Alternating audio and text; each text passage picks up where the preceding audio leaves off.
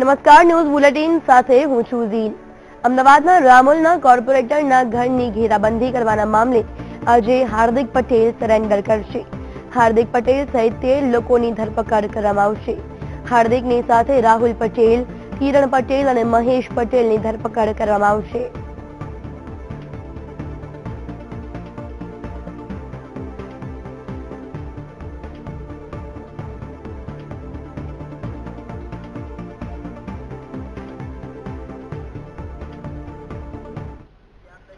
પોતાની વિધાનસભા સાચવવા માટેના તમામ પ્રયાસો આવ્યા છે। જે તે કાયદાકીય રીતે ત્યાં પણ હાજર કરશે કોર્ટ, અમે એને માન્ય રાખીશું અથવા પોલીસ દ્વારા જે પ્રક્રિયા છે એને માન્ય રાખીશું। આવનારા દિવસોમાં અમારી લડાઈ ચાલુ રહેશે।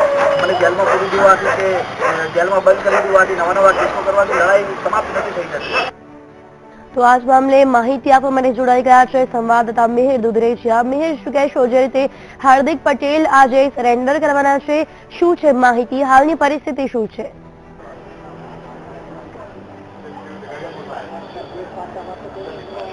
જીલ, આપને જણાવી દઈશ કે જેવી રીતે હાર્દિક પટેલ ઉપર જે અમુક જે કેસો છેલ્લા 2 વર્ષથી ચાલે છે, 21 મહિના દરમિયાન જે કેસો ચાલે છે તેમાં અમુક જે કેસો છે તે ક્રાઇમ બ્રાન્ચ અમદાવાદ પણ સંભાળી રહી છે। દર મહિનાના સોમવાર ઉપર હાર્દિક પટેલે પોતાની જે હાજરી પુરાવાની હોય છે તે હાજરી પુરાવા માટે તેઓ અમદાવાદ ક્રાઇમ બ્રાન્ચ આવેલા, પરંતુ સાથે સાથે જે વસ્ત્રાલમાં જે પરેશ પટેલ કોર્પોરેટર દ્વારા પણ જે એક ફરિયાદ નોંધવામાં આવેલી, આ ફરિયાદમાં હાર્દિક પટેલ તેમજ બીજા જે 60 જે પાસના કાર્યકર્તાઓ તેમજ જે કન્વીનરો છે તેની વિરુદ્ધમાં ફરિયાદ નોંધવામાં આવેલી। આ ફરિયાદમાં તેવું જણાવવામાં આવેલું હતું કે હાર્દિક અને તેના જે માણસો છે તે 60 લોકોએ પરેશ પટેલના ઘર ઉપર હુમલો કર્યો છે, એને ઘેરાબંધી કરી છે। ત્યારે આ કેસમાં હાર્દિક પટેલ આજે સરેન્ડર કરવાનો હતો, પરંતુ જેવી રીતે હાર્દિક પટેલ અહીંયા જે આવેલો, પરંતુ જે તપાસ અધિકારી છે, તપાસ અધિકારી હાજર ન હોવાથી તેનું હાર્દિકનું જે સરેન્ડર કેન્સલ રહ્યું હતું। સાથે જે 13 જણા પણ જે સરેન્ડર કરવા માટે આવેલા હતા તેનું પણ જે કેન્સલેશન રદ રહ્યું હતું।